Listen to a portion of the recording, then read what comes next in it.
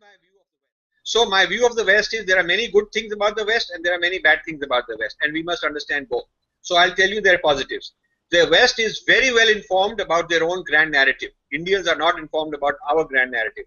Every child in the West learns about the founding fathers, the greatness of America, great respect for the flag, and great respect for the national anthem. They're very patriotic. There are all these monuments and parades all over. And you know, the average American is very well grounded in the American, what they call the American exceptionalism, which means we are the exceptional people. So we can learn good things, that they have huge sense of social involvement, community involvement. French people are very well educated about what's the greatness of French and its history. Russians know about Russia.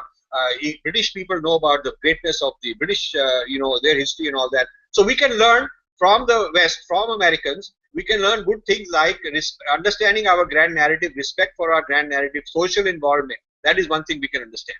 Second thing we can learn from them, which is very good, is they have very good institutions. Unke institutions are not cults of an individual. Individual dies, the institution goes on. Okay. Whereas in India, somebody starts an institution, when he's gone, there's a fight, there's infighting, ye wo, chahe religious institution ho, chahe political, chahe aisa bhi ho. The institution's life is sort of like the life of one individual who started it. So therefore, these are examples of good qualities we can learn from the West. Now, learning these things from the West is good, but copying them blindly, कि उन्होंने उनके जो विचार हैं उन्होंने secularism निकाला तो हम भी वो कॉपी करेंगे, rather than saying कि हमारे सिस्टम में कैसे सॉल्यूशंस हैं, हमारे सिस्टम में कैसे सॉल्यूशन है.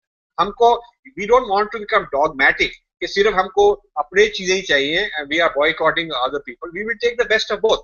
Like China is saying कि China wants to modernize, but China does not want to westernize. मतलब वो चाइनीज तरीके से ही मॉडर्नाइज कर रहे हैं. वहां पर भी आगे भी सारे उनके टेक्नोलॉजी चलती है, वहां पर भी सब कुछ चलता है, लेकिन वो अपनी लैंग्वेज से जुड़े हुए हैं, अपने इतिहास से जुड़े हुए हैं, अपनी फिलॉसफी से जुड़े हुए हैं, अपने सिद्धांत से जुड़े हुए हैं. We feel the choice is either dharma tradition or westernization. But what about dharmic modernization? What about dharma based modernity? Which means कि हम धर्म से जुड़े हुए हैं, धर्म के प्लेटफॉर्म के ऊपर हम मॉडर्नाइज कर रहे हैं. Which means हम वेस्टर्नाइज नहीं कर रहे, हम अपने धर्म के मुताबिक ही हम आगे बढ़ रहे हैं. अब ये हमारे इतिहास में, हमारे शास्त्रों में लिखा हुआ है, हमारा फर्ज है ऐसे करना. तभी हमारी जो श्रुति है और स्मृति है वो अलग है, separate. Shruti is that which is permanent, but smriti is that which is man-made and changing. Smritis are being rewritten. New smritis are being rewritten. So what is the smriti for today? How do we have to implement the dharma for today? What is the rules of what is the Mahabharata going on today? These are the smritis for today. आजकल के कैसे women's empowerment है, youth के कैसे how they should be moving forward, human rights कैसे होने चाहिए, how to bring all the minorities together. These are areas for writing new smritis according to our own dharma. So I don't want blind rejection of the West, and I don't want blind copying of the West. I think uske pehle we have to first understand our own dharma, our own grand narrative, and then we have to selectively bring ideas from everywhere in the world which are good for us.